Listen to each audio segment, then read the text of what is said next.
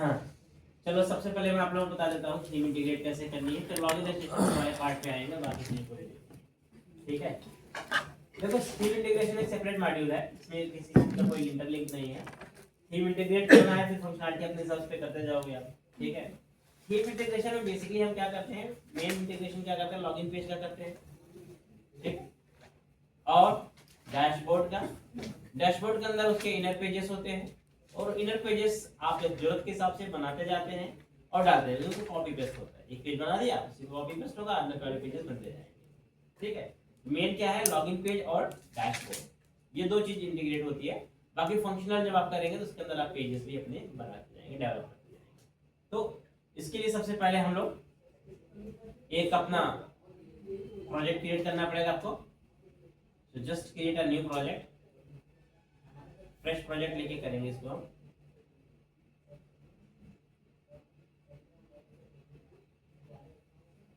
सो create new project, और आप चाहे तो वही है, आप चाहे टेम्पलेट बेस भी ले सकते हो, या फिर आप इसको स्क्रैच से बना सकते हो, कोई दिक्कत नहीं। मैं टेम्पलेट वाला लेता हूँ। ठीक है, और मैं इसका नाम कुछ भी दे दो प्रोजेक्ट का, क्या दे देते हैं इसको हम, मान लो चलो लीड मैनेजमेंट सिस्टम देते हैं।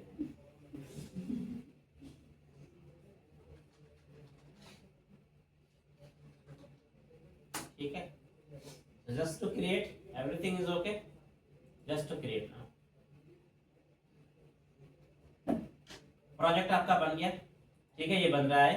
अब सबसे पहले क्या करना है, आपको थीम पे चलना है। प्रोजेक्ट बनता रहेगा, आप आइए थीम पे। थीम जहां आपने रखी हो, मान लो मैंने थीम यहाँ पर रखी हुई है। ठीक है, आप थीम पे चलिए, और इस थीम को ना क्या करना है, ये जो थीम आपकी है इसको आप एक एक चीज को, जैसे अभी रन करा के देख लेंगे इंडेक्स वाली फाइल को, ये मेरा थीम है। ठीक है, ये मेरा थीम है। अब इस थीम में मुझे क्या मैनेज करना है, कैसे मैनेज करना है, वो देखना है। देखो इस थीम में जो है ना, जो आपका कॉमन चीज है या कॉमन पार्ट है, वो आपका क्या है, ये लेफ्ट का मेनू है, ये लेफ्ट मेनू बार आपका है, नेविगेशन बार है, और ये आपका टॉप नेविगेशन बार। ये दो चीजें आपकी क्या है, कॉमन है। बाकी जितनी पेजेस है, या जो ये आपका कंटेंट है, ये आपका कंटेंट सेक्शन। ठीक है, तो इसमें index.html के अंदर ये सेक्शन इसने बना के दिए हैं, हमें इसको अपने वाले पेज प्रोजेक्ट के लेआउट में फिट करना पड़ेगा। देखो इसमें क्या है कि ये सारा कुछ ना एक ही पेज में बना हुआ है, लेकिन हमारा जो प्रोजेक्ट होता है उसमें हमारे पास पेजेस अलग अलग होते हैं, लेआउट अलग बनेगा। तो कॉमन जो चीज होती है लेआउट डालेंगे हम, फिर पेज अलग जाएगा, तो उसको हम 2 पेजेस में 3 पेजेस में डिवाइड करते हैं। ठीक है, सेक्शन वाइज अलग अलग कर सकते हैं, कोई इशू नहीं है। तो मेनली आप ऐसे कर सकते हो कि या तो आप इसको एक अलग से नेविगेशन बार बना लो, ठीक है, पार्शियल व्यू टाइप का, उसके अंदर आप इसे कॉल कर लो। ठीक है, अब देखो क्या होता है इन रियल टाइम सिनेरियो। अब क्योंकि जब ये थीम पूरी कॉन्फ़िगर करते हैं हम लोग पेज पे, तो भाई कॉमन चीजें हमें पता है कि हम लेआउट पे ले जाते हैं, लेकिन कॉमन में भी कई सेक्शन हो सकते हैं। ठीक है, तो हम कोशिश ये करते हैं कोड सेपरेशन के पर्पस से कि हम मल्टीपल पार्शियल लेआउट बना लें। ठीक है, या पार्शियल व्यू बना लें, इसको बोलते हैं हम पार्शियल व्यू बना लें। पार्शियल व्यू का मतलब क्या है, just a small component of view. ठीक है, जैसे मान लो अभी मेरे पास यहाँ पर एक नेविगेशन बार ये लेफ्ट का बन रहा है, और एक बन रहा है टॉप का। ये टॉप नैव बार हो गया, ये लेफ्ट नैव बार हो गया।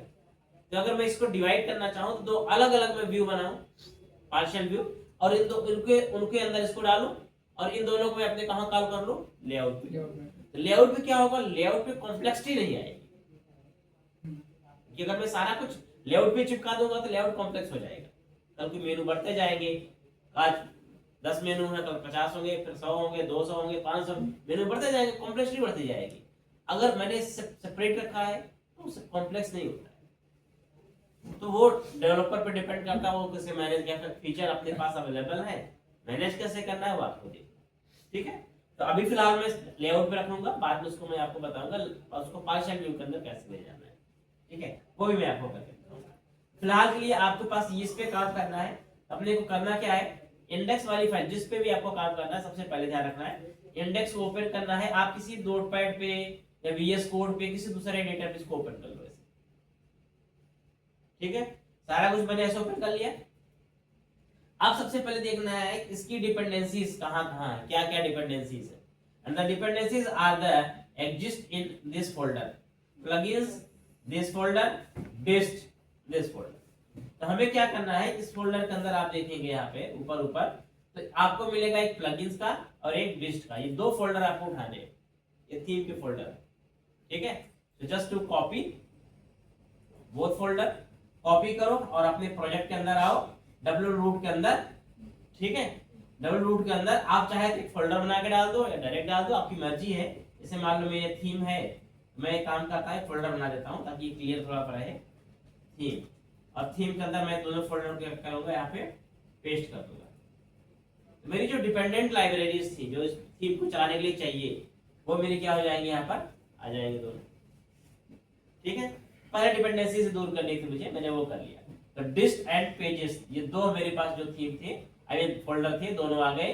डिस्ट के अंदर मेरे लिए क्या है, इसके अंदर आप देखेंगे तो सीएसएस वगैरह है, जीएस इमेजेस है, ठीक है। सीएसएस में बूटस्ट्रैप की, एडमिन एंटी की, थीम की सीएसएस है। इमेजेस में सब इमेजेस इसकी पड़ी होंगी जो सैंपल और डमी होंगी, ठीक है। और जेएस में जेएस होंगी, और अगर आप प्लगइन्स में देखोगे तो इसमें plugin library, bootstrap, data table, इसमें सारा जो कुछ आप यूज करते हैं ना कंपोनेंट, सबकी लाइब्रेरी पड़ी हुई। एक्सटर्नली आपको कुछ डाउनलोड नहीं करना है, एक एक छोटी छोटी बड़ी बड़ी सब लाइब्रेरी इसमें पड़ी हुई। मतलब रेयर ऑफ रेयरेस्ट होगा कि जब आपको कोई लाइब्रेरी इसके बाद डाउनलोड करने की जरूरत पड़ेगी, अदरवाइज सब कुछ इसमें मिल जाएगा। तो दो चीजें मैंने कर लिया है, परफेक्ट है। अब क्या करना है, अब इस पे जाना है, और सबसे पहले मैं क्या करूंगा, जितना भी पूरा कोड है पूरा का पूरा मैं क्या करूंगा, कॉपी कर लूंगा, पूरा कॉपी कर लो, ठीक है। कंट्रोल सी मारो, और आप चलेंगे अपने व्यू के अंदर, शेड के अंदर और लेआउट में, ठीक है। लेआउट में चलेंगे, और लेआउट में आप इसमें कुछ देखो, कुछ मैजिक तो है नहीं इसमें, केवल एक मेन चीज है रेंडर बॉडी। रेंडर बॉडी आपको कॉल करना होता है लेआउट में, जिससे पता चलता है कि आपका कंपोनेंट या आपका व्यू कहां लोड होगा, लेआउट के किस सेक्शन में लोड होगा। तो रेंडर बॉडी हमें लोड कराना पड़ेगा, तो मैं इस फंक्शन को बाद में कॉल कर दूंगा। इसको डिलीट मारो, पेस्ट कर दो, पूरा पेस्ट हो गया।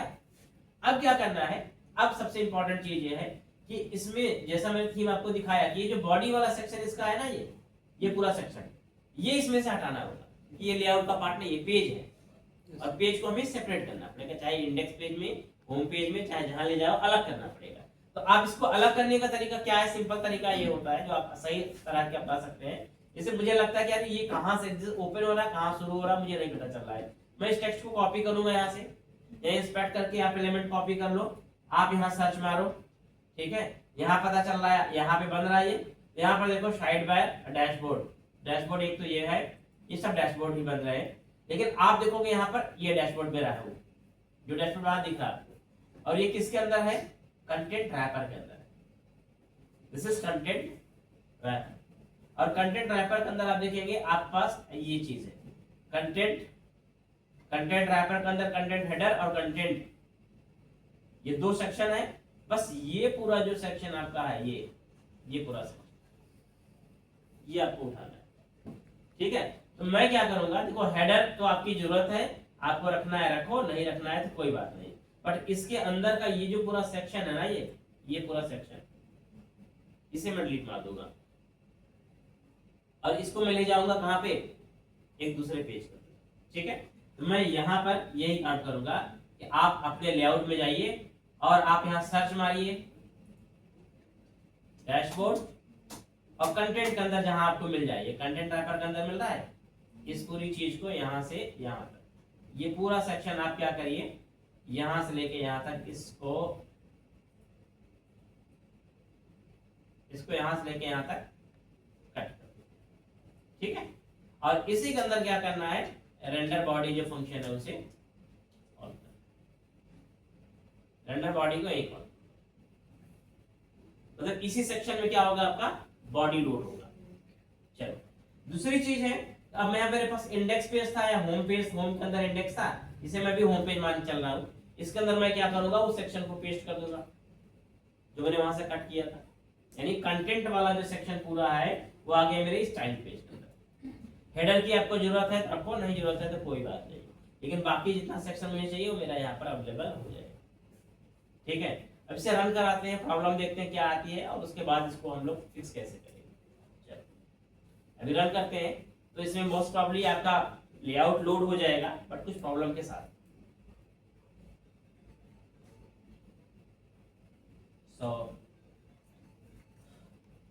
आप देखेंगे लोड तो हो रहा है, बट यहाँ पर कोई CSS लोड नहीं हो रही है, कोई GS लोड नहीं हो रही, कोई इमेज भी लोड नहीं हो रही है। तो सबसे बड़ी प्रॉब्लम यहाँ पर है कि पाथ, आपको क्या करना पड़ेगा, जो आपके लिंक है उनके पाथ फिक्स करने पड़ेगा आपको। लेआउट के अंदर आप देखेंगे तो CSS के भी और GS के भी जितने भी पाथ होंगे ये फिक्स करने पड़ेंगे। देखो यहाँ पर तो ये जो आपके पास ये जो CDN है उसको मैं कुछ नहीं करना है, क्योंकि CDN का लोगों से मतलब नहीं, लेकिन जो ये सेक्शन है ये जो आपका प्लगइन के अंदर है, प्लगइन डायरेक्ट यहाँ थोड़ी ना है, प्लगइन कहाँ है हमारे पास यहाँ पे, उसके अंदर हमारे पास रूट के अंदर थीम के अंदर पड़ा हुआ है ना। हम कैसे पाथ बनाएंगे, ऐसे बनाएंगे, टिल्ड साइन लगाना है रिलेटिव पाथ स्लैश थीम के अंदर स्लैश, थीम के अंदर आपके पास प्लगइन होगा और प्लगइन के अंदर आपके पास थीम के अंदर प्लगइन है, प्लगइन के अंदर सारा है। ये पाथ मेरा बना है, यहाँ पे ये पाथ बना मेरा, इसको कॉपी कर लो आप, ठीक है, और आप जहां जहां भी प्लगइन का है वहां आप इसे पेस्ट कर दो, मतलब फिक्स करना है आपको। डिस्ट भी कहाँ है, वहीं पे है, इसका भी सेम पाथ जाएगा, प्लगइन जहां जहां भी है पाथ को आपको फिक्स करना है, ठीक है। और इमेजेस वगैरह भी अगर कोई है तो उसको भी आपको ठीक ऐसे ही करना पड़ेगा, इमेज वगैरह भी अगर होगी तो हमें वैसे ही ठीक करना पड़ेगा। फिलहाल अभी तो मैं एक दो लाख ठीक कर देता हूँ, बाकी बाद में इमेजेस ठीक कर देता हूँ। यहाँ बाकी इमेजेस मैं ठीक नहीं कर रहा, मैं नीचे जाता हूँ, बाकी नीचे वाला लिंक इमेजेस तो हट जाएंगे बाद में। यहाँ पर इधर JS में भी होता है ये चीज, यहाँ भी आप इसको ठीक करेंगे। आप कंट्रोल मतलब रिप्लेस ऑल भी एक बार में कर सकते हो केयरफुली अगर आप करना चाहते हो, अदरवाइज आप ऐसे करो, कोई इशू नहीं। मैं चाहता तो एक बार में रिप्लेस मार देता, एक बार में सारा कुछ चेंज हो जाता।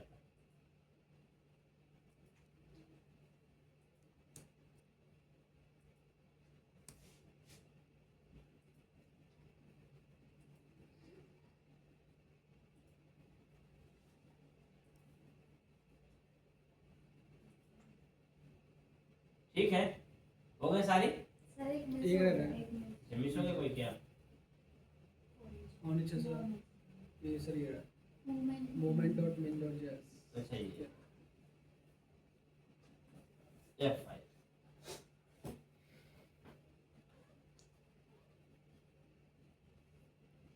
लोड हो गई थी आपकी, ये सब सही लोड हुई है, कोई इशू नहीं है।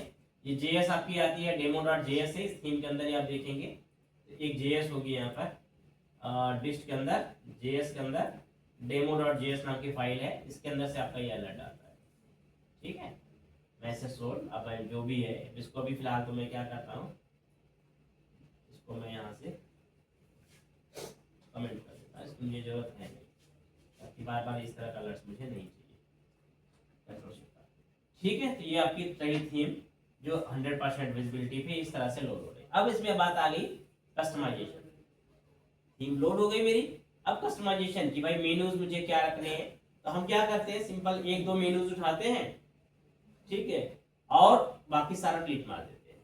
जरूरत के हिसाब से जो जो मेनू चाहिए आप उसको कंपोनेंट वाइज भी सारा कचरा रखोगे तो आप एक मैनेज नहीं कर पाओगे, क्लीन कर दो आप, तो जिसमें जो जरूरत पड़े आप उसे एक कंपोनेंट उठाते रहो और उसे इंटीग्रेट करते रहो।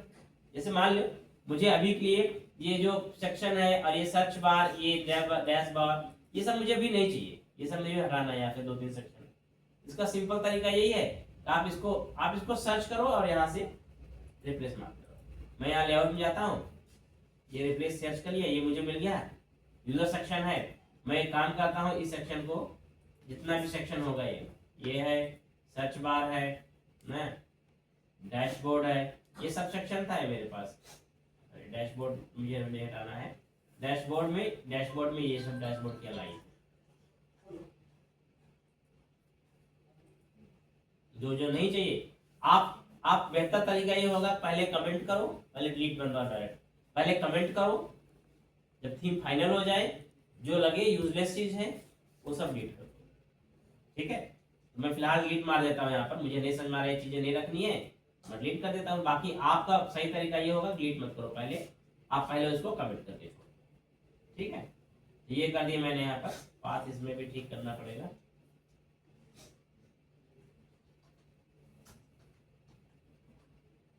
तो जैसे मैंने फिक्स किया आप देखोगे यहाँ पर मेरे जो बेसिक चीजें थी वो छटी गई। मतलब आपको अपने हिसाब से यहाँ कस्टमाइजेशन देखना है।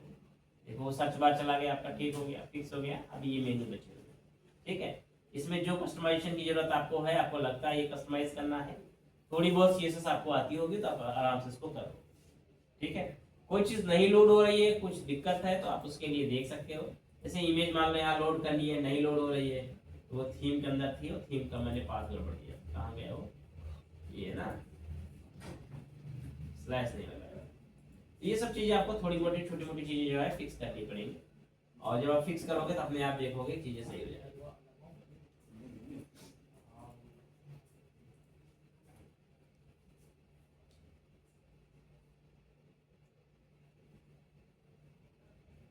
सही हो गया। ये तो छोटी मोटी चीजें हैं, इसमें कुछ है टेंशन वाली बात नहीं। कस्टमाइजेशन आपको करना है, आपकी नेविगेशन देखनी है, कौन से रखने हैं कौन से नहीं। हमारे पास सैंपल यहाँ पे खुला हुआ है, हमें जो जो चाहिए यहाँ से हम वो चीज उठाते रहेंगे और उसे अपने पेज में इंटीग्रेट करते रहेंगे। जो जो चाहिए उसे रख उठाते रहेंगे।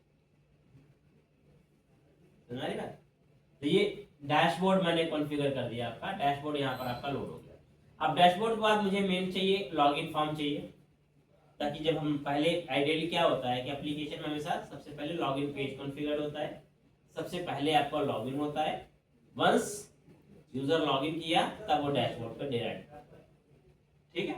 तो उसके लिए हम ऑथेंटिकेशन स्कीम को इनेबल करेंगे, ऑथेंटिकेशन को चेक और वैलिडेट करेंगे, वो तो बात की बात है। लेकिन फिलहाल के लिए कैसे करना आपको होगा ये चीज, वो मैं आपको समझा देता हूँ।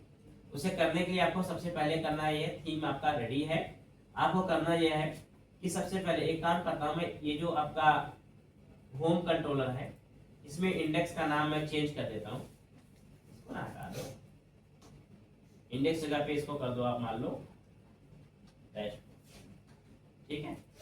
और डैशबोर्ड में इसका नेम भी इसको रीनेम कर दो, डैशबोर्ड कर दिया मैंने इसको भी। और डैशबोर्ड हो गया, ठीक है। अब क्या करते हैं, हमें लॉगिन के लिए भी पेजेस चाहिए होंगे, तो उसको लॉगिन का या यूजर मैनेजमेंट का सेक्शन अलग बिल्कुल बनता है। तो उसके लिए हमें क्या करना पड़ेगा, एक सेपरेट कंट्रोलर बनाना पड़ेगा। हम सेम कंट्रोलर में मैनेज नहीं कर पाएंगे, अलग से कंट्रोलर बनाइए। कंट्रोलर का नाम मैं दे देता हूँ यहाँ पर जस्ट अकाउंट, ठीक है, जस्ट टू बी क्लियर। तो यहाँ पर अकाउंट बन गया, ठीक है। अकाउंट के अंदर मान लो हमने बना दिया एक नाम view, that is the action, ठीक है। लॉगिन पे ऐड व्यू कर लो, इसका एक व्यू बना लो।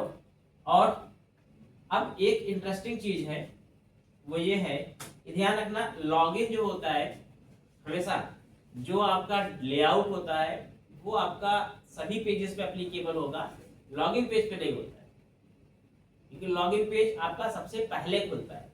जैसे मान लो अभी लॉगिन करने का पर्पस मेरा क्या है कि ये जो मेनू वगैरह है इसके वो तभी दिखेंगे जब यूजर लॉगिन कर लेगा, तो इसको हम कभी भी लोड नहीं करा सकते डिफॉल्ट। हम क्या करेंगे, एक पेज केवल आता है आपको लॉगिन, जिसमें केवल लॉगिन का ऑप्शन होगा। वंस यू लॉगिन देन आप इस डैशबोर्ड पे जाएंगे आफ्टर कंप्लीटली ऑथेंटिकेशन के बाद, ठीक है।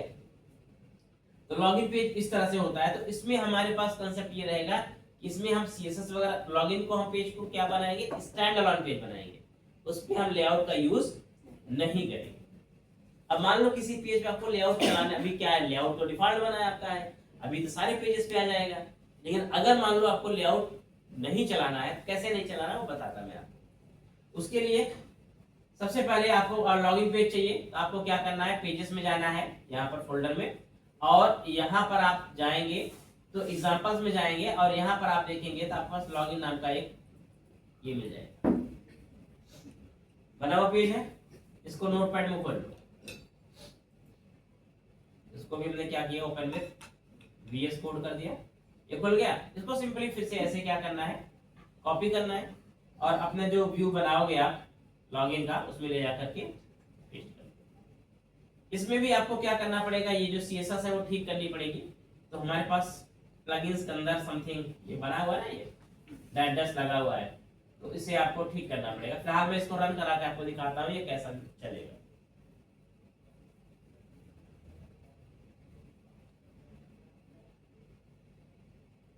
अच्छा, कुछ गड़बड़ी हो गई, हमने रीनेम कर दिया डैशबोर्ड को, वो मैं लेआउट उसका ना हाँ ये CSS में बोले होगा सर, नीचे इंडेक्स।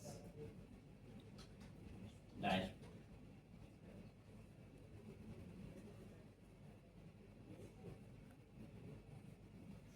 ठीक है। तो अभी लॉगिन पे चलते हैं। यहाँ से मान लॉगिन पे जाने के लिए हम क्या करेंगे, अकाउंट स्लैश लॉगिन, ये लॉगिन हो रहा है। अब देखो ये लॉगिन अभी चल रहा है किसके अंदर रहा है, डैशबोर्ड के अंदर, मतलब लेआउट कवर कर रहा है। ये लेआउट नहीं चाहिए मुझे ना, तो अगर किसी व्यू में आपको लेआउट नहीं चाहिए आपको क्या करना पड़ेगा, उस व्यू में जाना है सबसे ऊपर ऊपर जाएंगे और एक हेल्पर लिखेंगे। यहाँ पर क्या लिखना है आपको, है कुछ नहीं है, सिंपल से लिखेंगे लेआउट इज इक्वल टू नल।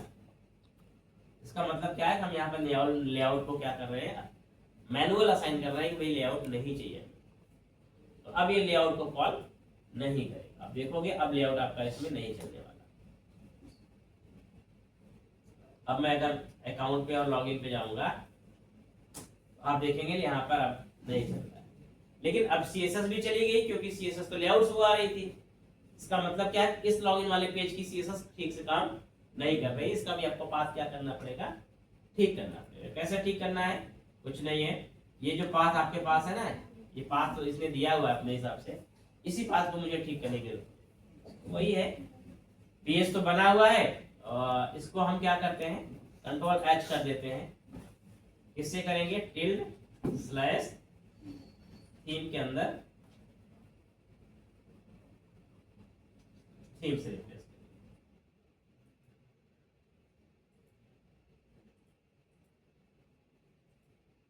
फिलहाल रिप्लेस कर दिया। अरे मैंने यहाँ कहाँ रिप्लेस कर दिया,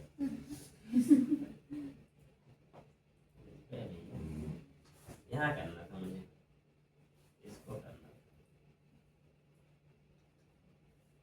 इसको करना है टिल्ड स्लैश थीम्स और इतना ही करना है।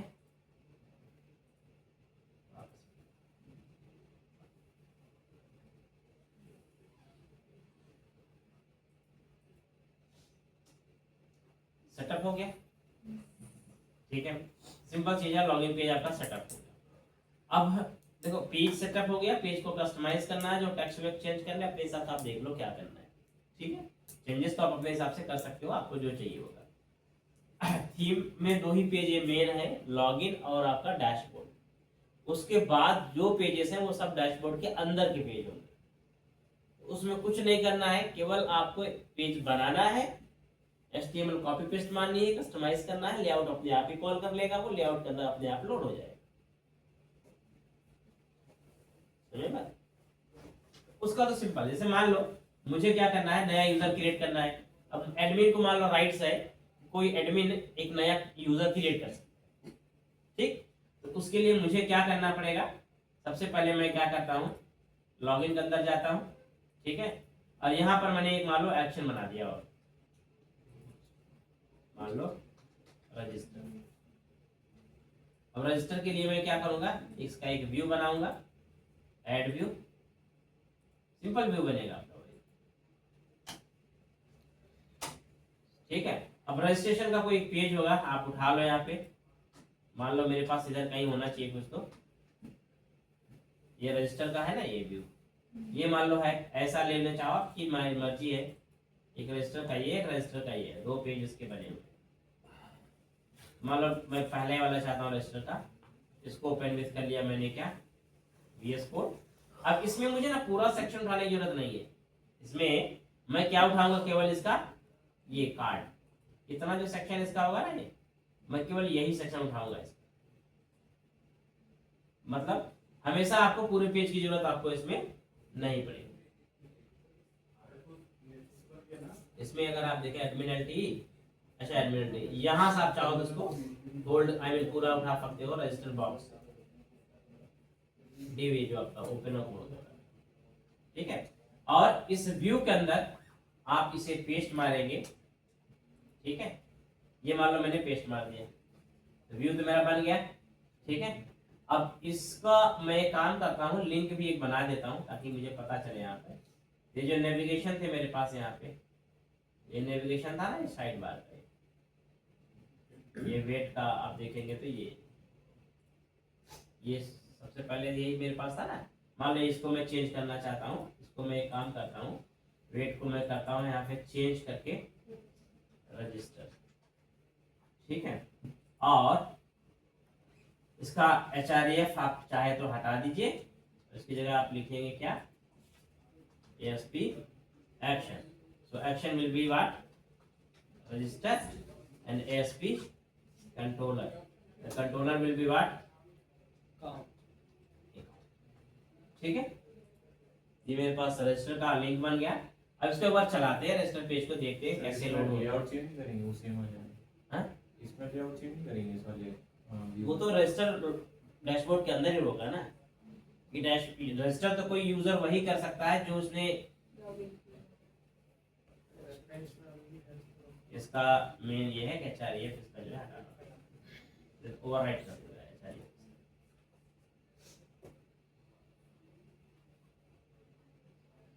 ठीक है, जो रजिस्टर यहाँ पर है इस पे क्लिक किया, ये इसके अंदर खुल रहा है पेज, ठीक है। मतलब ये डैशबोर्ड के अंदर, क्योंकि रजिस्टर करने का काम किसका है, एडमिन का। मतलब नया यूजर, रजिस्टर बोलने पर नया यूजर क्रिएट करना, यूजर कौन क्रिएट करेगा, मुझे लगा जो एडमिन है वही क्रिएट कर रहा है खुद का। वो पब्लिक डोमेन पे होता है कि हम खुद अब सेल्फ रजिस्ट्रेशन लेट करते हैं। लेकिन अगर आप जैसे मान लो, एक तो भाई आप जीमेल पे जाते हैं तो आप खुद साइन अप करते हैं, लेकिन आप चेतु में आते हैं तो आप सेल्फ साइन अप नहीं कर सकते। वहां पर आपकी एक मान लो टीम हो गई, HRMS टीम होगी, कोई टीम, वो आपको रजिस्टर करेगी। इट मींस वो एक एडमिन अथराइज्ड पर्सन होगा, वही आपको रजिस्टर कर सकता है। सर जैसे मतलब एक लॉगिन सिस्टम है, उसमें एक एडमिन है और एक यूज़र रजिस्टर कर रहे हैं, तो जो एडमिन है उसने पहली बार तो यूज़र रजिस्टर किया और उसको पासवर्ड नहीं दिया, अब वो लॉगिन करेगा तो वो फिर कर सकता है ना किसी और को रजिस्टर। भाई जैसे मान लो अभी मैंने एक नया पोर्टल बनाया किसी एक्सक्लाइव, तो मैं क्या करूँगा, मैं उस पोर्टल के अंदर मैंने मल्टी यूजर सिस्टम बना के दे दिया। मैं शुरुआत में एक यूजर बना के दूंगा, सुपर एडमिन, ठीक है, क्योंकि सुपर एडमिन पास सारे राइट्स होते हैं। तो सुपर एडमिन मैं बना दे दूंगा और उसे बोलूंगा कि भैया आप, जब मैं डिलीवर कर दूंगा बोलूंगा भैया अपना पासवर्ड चेंज कर लेना, क्योंकि हर यूजर पास अपना पासवर्ड चेंज का ऑप्शन होगा। वो अपना फर्स्ट टाइम पासवर्ड चेंज करेगा। अब वो सुपर एडमिन क्या करेगा, अब नए एडमिन क्रिएट करेगा, यानी नए यूजर्स को खुद ही बनाएगा, सारा कुछ वही मैनेज करेगा, ठीक है। और वो जिसको जो करवाना होगा उसका राइट्स भी देगा। मान लो खुद नहीं यूजर बनाना चाहता हूँ, वो किसी एडमिन बनाना चाहता है तो उस पेज का उसको राइट्स दे देगा, वो उसको बनाएगा। गैम्बलिंग वाले ऐप्स में यही होता है। हाँ, तो सिस्टम जितने भी सीआरएम एप्लीकेशन आप पाओगे ना, ऐसे ही सिस्टम होता है। वहां पर इंटरनली हम जिसको जो चीज दे देते हैं राइट्स उसके हिसाब से, क्योंकि मल्टी यूजर और रोल बेस्ड सिस्टम यही होता है। हर किसी का अपना अपना रोल है और उस रोल के अकॉर्डिंग उसको हम एक्सेस दे देते हैं, वो अपने एक्सेस के अकॉर्डिंग अपना काम करता है। और फिर वो उसी पेज में लॉगिन करेगा जिसमें उसको रजिस्टर किया गया है, जैसे कि इसी वेबसाइट पे आप इसको रजिस्टर किया तो इसी वेबसाइट पे जो रजिस्टर्ड यूजर है वो दोबारा लॉगिन कर सकता है उसी साइट में। जो रजिस्टर्ड यूजर वो लॉगिन कर सकते हैं। लेकिन मेल एड्रेस होगा अलग अलग जैसे कि एडमिन का जो टेबल है डेटाबेस के अंदर, तो 2 टेबल के अंदर उसका डेटा जाएगा, बस यही है। क्यों? तो जैसे जो एडमिन का हम डेटा सेव करा रहे हैं कि एडमिन को अलग पासवर्ड सारी चीज़ें उसके राइट्स अलग हैं, और हम उसी फॉर्म के थ्रू मतलब यूआई तो वही कर रहे हैं, लेकिन अगर हम डेटाबेस मैपिंग करते हैं कि यूजर्स कितने हैं तो वो तो अलग करेंगे। क्यों? दूसरा यूजर भी यूजर ही होगा। यूजर तो यूजर होता है, वो एडमिन क्या हुआ, वो तो रोल पे उस पर डिपेंड करता है ना। तो एक ही टेबल में सारा सब जितने यूजर होंगे सब एक ही टेबल में होंगे, बस उनके रोल और उनके टाइप में भी अलग अलग हो सकते हैं, बाकी होंगे सब यूजर ही। क्या एडमिन क्या सब एडमिन हमें तो नहीं पता है। अब ऐसे में हमारे पास यूजर टाइप बढ़ते जाएंगे, कल को हम नई टेबल बनाते जाएंगे। और दूसरी चीज है कि जब आप लॉगिन कराएंगे तो लॉगिन के टाइम क्या होता है, सबके टोकन जनरेट करने पड़ते हैं, क्रेडेंशियल बनता है। अब टोकन कैसे जनरेट करोगे, आप टेबल अगर अलग अलग है तो मैपिंग कैसे करोगे आप। हमेशा जो ऑथेंटिकेशन टेबल होता है वो एक ही बनेगी सिस्टम के अंदर। बाकी सारे यूजर उससे वो तो रोल बेस अलग अलग हो जाएंगे, रोल और राइट्स उसी का सारा खेल होता है सिस्टम के अंदर। ठीक है, अब देखो फॉर्म जैसा चाहिए, यू जस्ट डिसाइड कि आपको कैसा फॉर्म चाहिए, आप अपने हिसाब से ध्यान रखिएगा। हाँ, एक बात ध्यान रखना है इसमें, आपको जो मैंने डैशबोर्ड वाला पेज दिखाया, इसमें जो पेज बने हैं, ध्यान रखना ये कंटेंट क्लास के अंदर बनते हैं।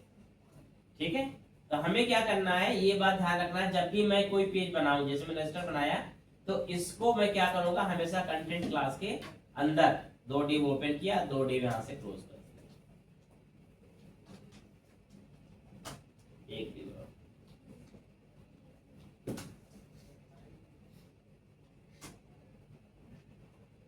अदरवाइज क्या होगा, आपका जो बेसिकली पेज होगा, फॉर्म होगा, थोड़ा सा वो कट जाएगा। तो हमें मतलब प्रॉपर चाहिए होगा सीएसएस वगैरह, तो आपको थोड़ी सी सीएसएस देखनी पड़ेगी। तो आप देखो यहाँ पर अभी लेफ्ट में कट रहा था, लेफ्ट में पेज कट नहीं रहा होगा। अब इसकी आपको विड्थ वगैरह कितनी करनी है, तो बूटस्ट्रैप से मैनेज हो जाएगा sir. Everything is manageable from bootstrap. Form आपको कस्टमाइज करना है, तो आप अपने हिसाब से इसको, रजिस्टर फॉर्म है ना ये, मान लो मुझे इसमें सबसे पहले ये नहीं चाहिए, हटा दो इसको कमेंट कर दो। रजिस्टर मेंबरशिप, इसको रजिस्टर बॉक्स है, कार्ड है, ठीक है। रजिस्टर बॉक्स की कोई सीएसएस लिखी गई होगी, उस सीएसएस को भी हम चेंज कर लेंगे अपने हिसाब से। फेसबुक और ये जीमेल का साइन अप मुझे नहीं चाहिए, just to be comment out. Already है मेंबरशिप, कमेंट आउट। जो जो नहीं चाहिए आपको कमेंट कर हटा दो, मैंने सब कुछ हटा दिया। ये सब बहुत क्विक काम है, इतना कुछ है नहीं। रजिस्टर पे गया, बेसिक चीजें हट गई। अभी मुझे इसको सेंट्रलाइज करना है इस फॉर्म को, और इसकी विड्थ भी बढ़ानी है। राइट क्लिक करो, स्टार्ट करो। आप देखो पहले तो क्या होता है ना, ये जो थीम होती है ये खुद अपने सीएसएस ऐड करके दे देती है। मतलब इन्होंने सीएसएस बनाया होगा, हम इनके सीएसएस को भी क्या कर सकते हैं, अपनी जरूरत के हिसाब से कस्टमाइज कर सकते हैं। जैसे मान लो मुझे देखना है यार, ये विड्थ जो है ये इतनी विड्थ क्यों आ रही है। रजिस्टर बॉक्स नाम का एक यहाँ बना है, इसने देखो विड्थ ये दे रखी हुई है 360 पिक्सल। अब मुझे विड्थ बढ़ानी है, जस्ट ग्रो इट। कितना चाहिए देख लो आप, आपको जितनी विड्थ चाहिए, मोबाइल यूज हटा देते हैं इसको, जितनी विड्थ आपको चाहिए उतनी विड्थ आप देख लो। और अगर आपको परसेंटेज में रखनी है तो परसेंटेज रखो, जैसा भी आपको मैनेज करना हो। मान लो मैंने इतना चाहिए तो इतना रख लिया मैंने, यहाँ पर क्या फर्क पड़ता, मतलब ये कुछ है नहीं ऐसे। या मुझे ये नहीं लगता कि नहीं समझ में आ रहा, मुझे ऐसा नहीं करना है, कोई बात नहीं। जिस सीएसएस से इम्पैक्ट है, ये तो थोड़ा बहुत कस्टमाइजेशन हमें आता है, हम कर सकते हैं, मतलब इतना तो आना चाहिए। हमने हटा दिया इस क्लास को, मैंने क्या किया, अपना एक डिव ले लिया, क्लास लगाया, रो। बूटस्ट्रैप के अंदर ग्रिड सिस्टम बहुत इंपॉर्टेंट है। ग्रिड सिस्टम आपको आना चाहिए लेआउट मैनेज करने के लिए। अगर आपको 12 कॉलम का सिस्टम नहीं पता है ना, तो फिर मुश्किल हो जाएगा आपको लेआउट मैनेज करना, क्योंकि मैक्सिमम थीम जो होती है वो ग्रिड सिस्टम पे चलती है 99%। डिव क्लास कॉल ले लिया मैंने, मान लो यहाँ पर 6 का ले लिया, ऑफसेट लगा दिया मैंने, मान लो यहाँ पर 3 का, ठीक है। और इसको मैंने क्लोज कर दिया। इसके अंदर मैंने क्या किया, पूरा अपना फॉर्म पूरा कार्ड ही डाल दिया इसके अंदर, कंट्रोल के डी, फॉर्मेटिंग हो गई।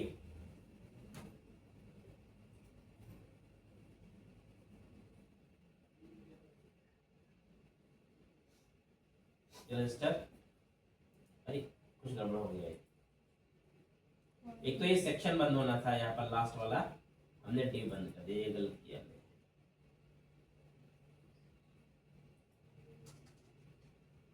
ये क्लोज करना था ना,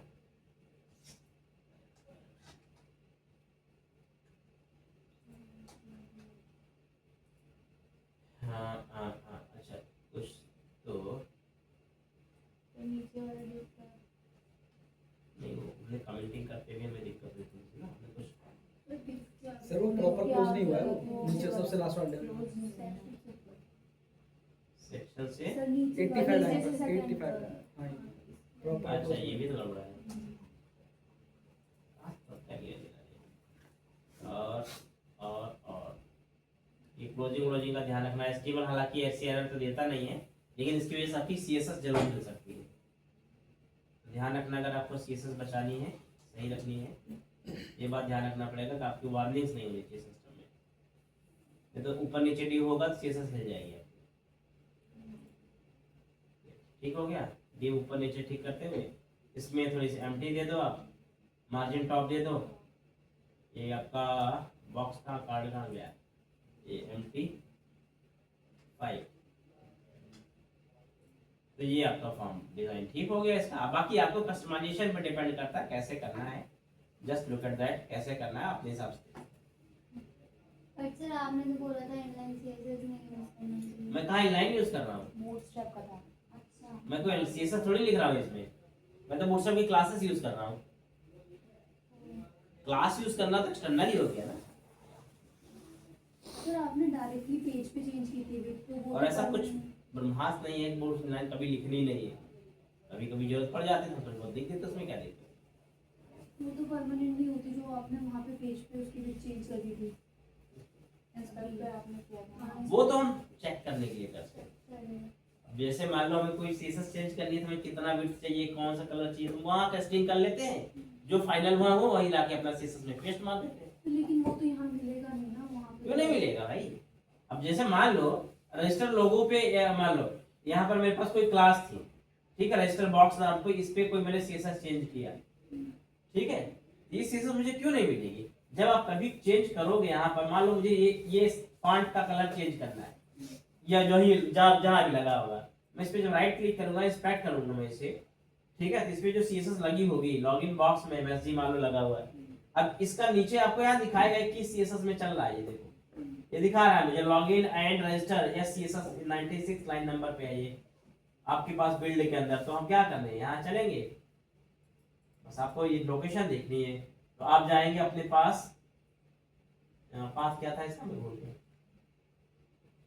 डिस्ट के अंदर, सीएसएस के अंदर। तो आपको क्या करना है, डिस्ट के अंदर कहाँ गया, डिस्ट थीम, डिस्ट सीएसएस, और सीएसएस के अंदर आप जाएंगे तो यहाँ आपको सारी मिल जाएंगी।